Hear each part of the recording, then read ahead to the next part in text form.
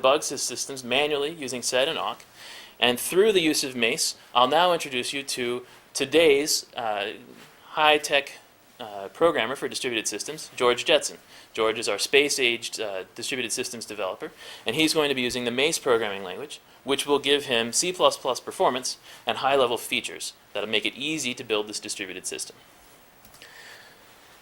Now we look at the life cycle and how it changes from the way Fred built his distributed system. So George is, of course, going to be using Mace, which will give him performance and simplicity. This will then lead to a structured implementation, which is easier to see, to understand, and to allow tools to process.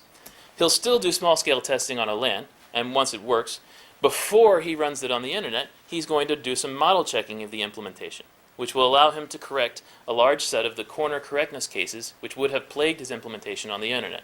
Now he takes his newly corrected implementation out to the internet and runs it, and it usually works. This is still the internet. It's still a distributed system. Things will still go wrong. We're not probably going to be able to correct all of the problems in advance.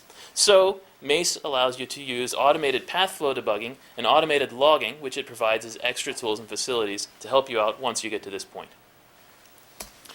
So the types of research that I've done, first we built the Mace programming language. We have used it to implement more than 10 different distributed systems of a wide variety of classes. Each of these distributed systems is shorter and at least as fast, if not faster, than the original implementation proposed in the papers. The Mace language allows you to expose the high-level structure of your distributed system. We've had it publicly available for 4 years in an active user community around the world. Then we've implemented the Mace model checker, which we can use to test unmodified implementations of Mace distributed systems. It's the first liveness checker that can test systems code. So a liveness property is something we'll get to in a minute, but basically it's the idea that you don't know at any given point in time whether or not you have encountered a bug. You only know after looking at an entire execution. We then use it to find the critical transition, which is the transition along the entire execution where the system entered a dead state, a state from which it cannot recover to a live state. And we've used it to find more than 50 bugs in our own implementations. And then finally, we use the pip path flow analysis tool with Mace to provide causal path tracing of your distributed system, of a deployed system. We've used it to analyze actual executions of our distributed systems and used it to find 17 performance and correctness bugs in Mace implementations. So to give you some context for the types of systems that we're building, we'll talk briefly about a distributed hash table and what it is. So a distributed hash table, like any hash table, is a table that maps keys to values. In order to make it be a hash table, we hash each key, and we use that key value, that hashed value, to tell us which bucket we wish to store each key value pair in. Now, of course, with a hash table, when you want to look up any value for a particular key, you hash the key to find out what bucket to look it up in. You go to that bucket in order to retrieve the actual value from the table. Now, to make it a distributed hash table, we'll take these buckets and we will distribute them out through a network of computers. We'll put them all on different computers connected by a network. And of course, we need to worry about a wide variety of things that can go on in this sort of distributed system, right? So first, we want to worry about the case where nodes might come and go, where they might fail. And so we'll replicate the data at other nodes so that if the node does in fact fail, it can download a cached copy of the data from peers in the distributed system.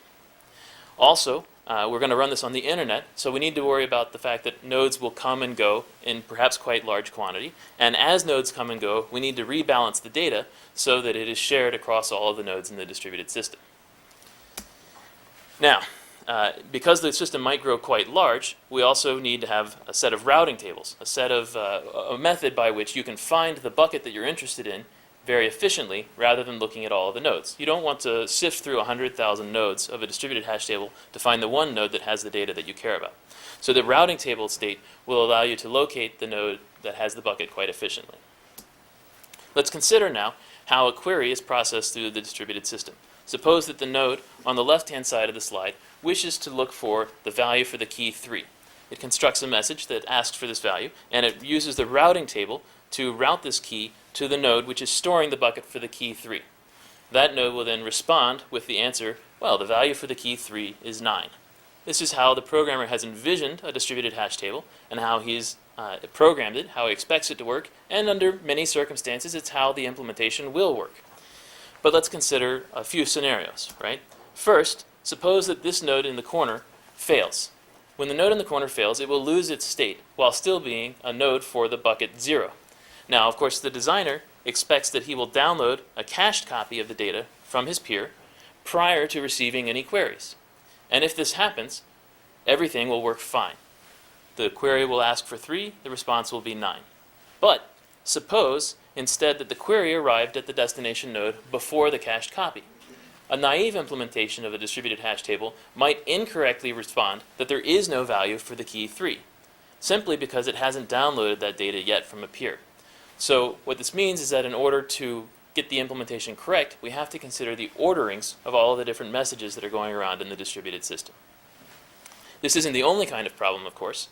Another problem occurs when the routing tables aren't properly initialized. In this case, the query may eventually still succeed, but only after traversing through an additional set of hops, which will cause higher latency.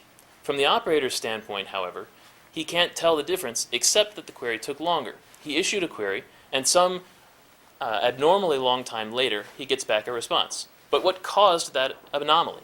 Is it because the routing tables weren't correct? Is it because there was a lot of congestion in the network? The operator doesn't have the visibility to see what's going on. And in a very large distributed system, even the distributed system, the person who's maintaining it, has to visit each node individually to trace the message, and then only if there's enough logging to be able to enable that tracing. Of course, another type of problem might occur if there's a bug in the protocol and a routing loop occurs. If a routing loop occurs, you may issue a query, and it may sift around in the network indefinitely. Now, the query hasn't failed, right? If if there was some way to check on the query, I could see that the query was still pending. But I'm not getting a result. Well, what do? Do I reissue the query? Do I cancel the query? Maybe it's the case that tomorrow the bug is somehow mysteriously corrected, in which case the query may eventually proceed to its final destination, and I get back a value that I've stopped caring about 2 days ago. Okay? So all of these kinds of problems can and do occur in distributed systems. We have to worry about bugs in the protocol. We have to worry about timing issues. We have to worry about the ways in which the state gets initialized. So with this context, I'll now talk to you a little bit about the programming language that we've built, as well as the model checker, and then if we have time, some of the pip path flow analysis tools. So for the Mace implementation, we're going to be thinking about the system as a layered system, right? We take the DHT application, DHT is the distributed hash table application, and we'll break it up into a set of layers. The top layer is the application user interface layer. So this is the application asking for values or asking to store values. Now, beneath the application user interface layer is the storage layer. So this layer is going to handle storing the data, caching the data, sharing the data with peers as peers come online and go offline.